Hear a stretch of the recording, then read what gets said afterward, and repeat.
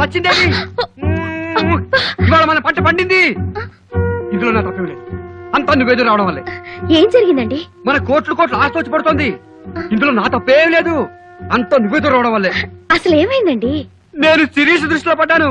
ఇందులో మీ తప్పేం లేదు, అంతా నేను ఎదురవడం వల్లనే. కరెక్ట్. అసలు ఏమైందో చెప్పండి. నేను ఇలా వెళ్ళానా, నువ్వు నాకు ఇలా ఎదురొచ్చావు. ఆ తర్వాత ఏమైంది? నేను లోపలికి వెళ్ళిపోయాను, మీరు బయటకు వెళ్ళిపోయారు. కరెక్ట్. నువ్వు లోపలికి వెళ్ళిపోయావు, నేను బయటికి వెళ్ళిపోయాను. కాస్త అర్థమయ్యేటట్టు చెప్పండి. అబ్బో అదంత పెద్ద కథ గాని అసలు. అంత పెద్ద కథ అయితే నేను లోపలికి వెళ్ళి టిఫిన్ తెస్తాను, తాపిగా తింటూ చెప్తారు గాని.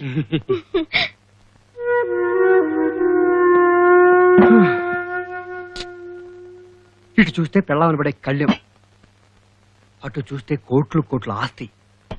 ఎలా హ్యాండిల్ చేయాలో ఏంటో. What a critical position. Handle with care. ఏమిటండి మీలో మీరే మాట్లాడుకుంటున్నారు? హ్యాండిల్ విత్ కేర్ అంతా నువ్వెదురు రావడం వల్లే. సర్లేండి, టిఫిన్ తినండి. ఇప్పుడు చెప్పండి, నేను ఎదురు రావడం వల్ల ఏం జరిగింది? పాపం ఆ శిరీష కోట్లుండే లాభం. దేశాలు గాలించినా సరైన మొగుడు దొరకలేదంట. నన్ను చూడగానే జన్మ జన్మల నుంచి నేనే తన మొగుళ్ళు అనిపించానట. ఈ జన్మలో మళ్ళీ నేను కనిపించినందుకు సంతోషంతో ఎగిరి గంతేసింది. నన్ను పెళ్లి చేసుకుంటానంది. 100 కోట్లు పిల్ల సెలెక్ట్ చేసుకోబోయే మొగుడిని ముందే నువ్వు సెలెక్ట్ చేసుకుని కట్టేసుకున్నావంటే నీ సెలక్షన్ ఎంత గొప్పదో అర్థమైపోయింది. అందుకే నాకు పెళ్ళా ఉందని తెలిస్తే ఫీల్ అయిపోతుందని నీకు విడాకులు ఇచ్చేశానని అబద్ధం చెప్పా. అంతే, నన్ను పెళ్లి చేసుకుని తన 100 కోట్ల ఆస్తి నాకు ఇస్తానంది. అంటే ఏంటన్నమాట? ఇప్పుడు నువ్వు నాకు విడాకులు ఇవ్వాలి. అబ్బా అంతా నువ్వేదో రావడం వల్లే. అబ్బా అంతా నువ్వేదో రావడం వల్లేనే. పెళ్ళ నాటు పట్టించాలంటే 1,000,000 మార్గాలున్నాయి. ఇలాంటి పిచ్చి పిచ్చి మాటలు మాట్లాడితే నాకు తిక్క రేగుతుంది. ఇంకెప్పుడు సరదా కూడా ఇలాంటి మాటలు మాట్లాడకండి. పైగా నేను ఎదురు రావడం వల్లనే అని ఎంత చక్కగా తిప్పకుండా చెప్తున్నారు.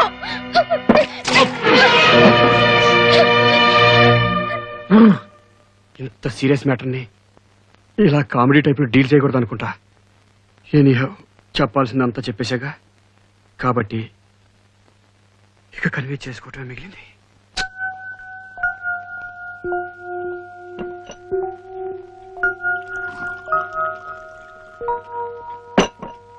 నోరేనా?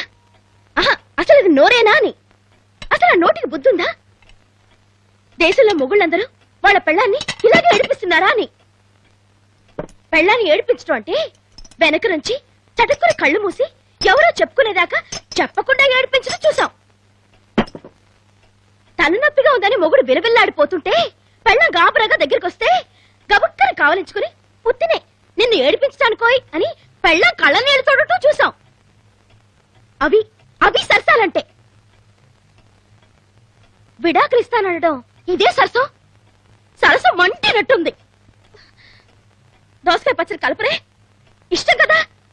మిక్సీలో వేస్తే రుచి రాదని జబ్బలు నొప్పెట్టేటట్టు రోట్లో వేసి నూరాను. అన్నా కాసింత కండపుష్టి గుండె గట్టి ఉండడం వల్ల అంత మాట అన్నా నేను తట్టుకున్నాను గాని అదే ఏ అసలాటకు మనిషి అయితే పుడుక్కున గుండెపై చచ్చుండేది. మజ్జిగ పోస్తా, పోయికి చస్తానా? ఎక్కడ అక్కడ ఉంది. తెలుసు, నాకు తెలుసు. చాలు చాలు చాలు చాలు. వేడి చేసి పైచి పుట్టి వికారం వచ్చి పిచ్చి పిచ్చి మాటలు వస్తున్నాయి నోటికి. మజ్జిగ తాటం శ్రేష్టం.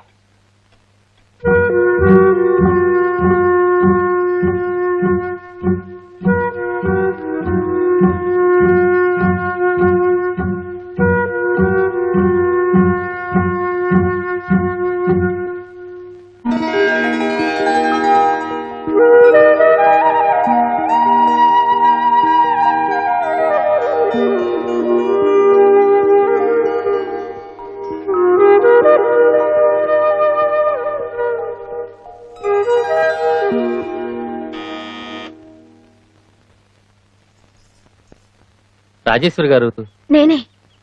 ఇక్కడ సంతకం పెట్టండమ్మా. ఏంటిది? ఇది కోర్టు నోటీస్ అమ్మా. నోటీసా?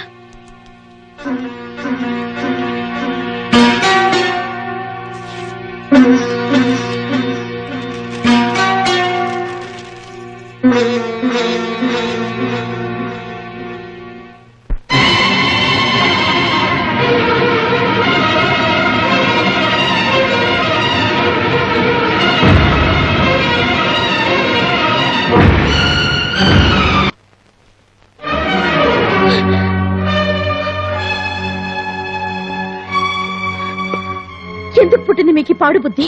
అడుగుతుంది మిమ్మల్ని. మీకెందుకు పుట్టింది ఈ పాడు బుద్ధి? నేను మీకేం తక్కువ చేశాను?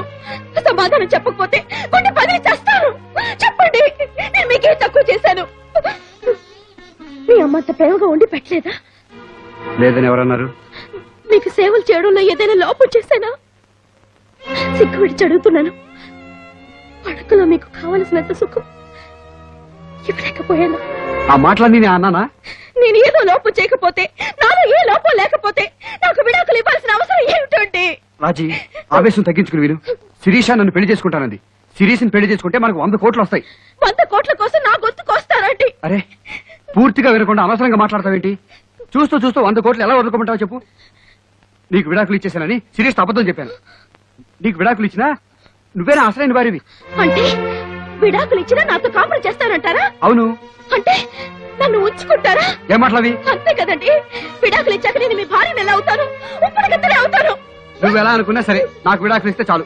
సుమంగళిగా చావనన్నా చేస్తాను గాని విడాకులు మాత్రం ఇవ్వను. అబ్బాబా, అంత మొండితనం ఎందుకే? 100 కోట్లు మిస్ అయిపోతాయి. మీ కోట్ల కన్నా నాకు నా కాపురమే ముఖ్యమండి. నువ్వు నాకు విడాకులు ఇవ్వకపోతే నేను నీకు దక్కను. విడాకులు ఇచ్చినా మీరు నాకు దక్కరు. అందుకే విడాకులు ఇవ్వకుండా మిమ్మల్ని ఎలా దక్కించుకోవాలో నాకు తెలుసు. ఏం చేస్తావే? ఆ శిరీష్ దగ్గరికి వెళ్ళి నిజం చెప్తాను. ఆగు, నిన్నే ఆగు. నిజం చెప్పేస్తే ఆ శిరీష్ నన్ను అసహించుకుంటదే. నాకు కావాల్సింది అదే. అదే కనుక జరిగితే నేను ఊరేసుకుని చేస్తాను. వద్దండి, అంత మాట అనకండి. నేను శిరీష్ దగ్గరికి వెళ్ళను. పాపిష్టి డబ్బు కోసం పచ్చడి సంసారాన్ని పాడు చేసుకోకండి. పవిత్రమైన బంధాన్ని వదులుకోకండి. ఆ వైట్, నిజంగా నా మీద నీకు ప్రేమ ఉందా? ఉందో లేదో మీకు తెలీదా? అయితే విడాకులకు ఒప్పుకో. ఒప్పుకోను. నీ కాళ్ళు పట్టుకుంటా ఒప్పుకోవే. నా గొంతు పిసికి చంపినా నేను ఒప్పుకోను. నిన్ను నన్ను కొట్టండి, నరకండి, చంపండి, నేను మాత్రం ఒప్పుకోను. పిచ్చెక్కిస్తున్నావే. 100 కోట్లు, 100 crores. వచ్చే రాక్షసి, మీ బాబు ఇచ్చిన డబ్బు వడ్డీతో సహా నీ మొహన్ కొడతానే. ఒప్పుకోవే. ఆ మాట తప్ప ఏ మాట అయినా వింటాను. నా మాట వినకపోతే నా ఇంట్లో ఉండాల్సిన అవసరం లేదు. Out, get out. ఏమండి, ఇది చాలా అన్యాయం అండి. ఏంటి అన్యాయం? కులం మంగారు నీ మెళ్ళలో కట్టించుకునే 100 కోట్లకి అడ్డం పట్టు అన్యాయం కాదు. అందుకే నా చొక్కు నీకు అక్కర్లేనప్పుడు నువ్వు మాత్రం నాకెందుకు? అవుట్. ఏమండి? ఏమండి? ఏమండి?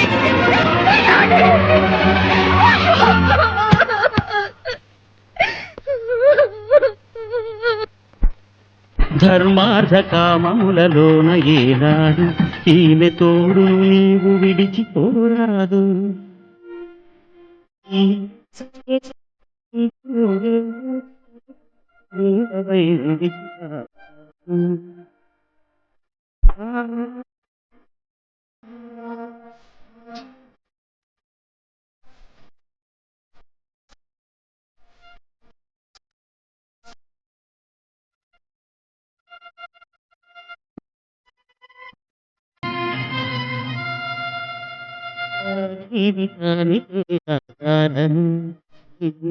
మళ్ళింది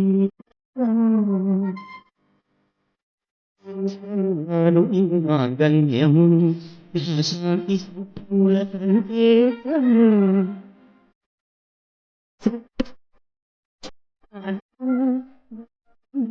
నాకు అది ప్రేమము. ఏమిటి, అతను నీకు విడాకులు ఇచ్చి మళ్ళీ పెళ్లి చేసుకుంటాడా? అసలు నీకు విడాకులు ఎలా ఇస్తాడో, మళ్ళీ పెళ్లి ఎలా చేసుకుంటాడో నేను చూస్తాను. ఈ సత్యనారాయణ అంటే పల్లెటూరు బయట అనుకుంటున్నాడేమో.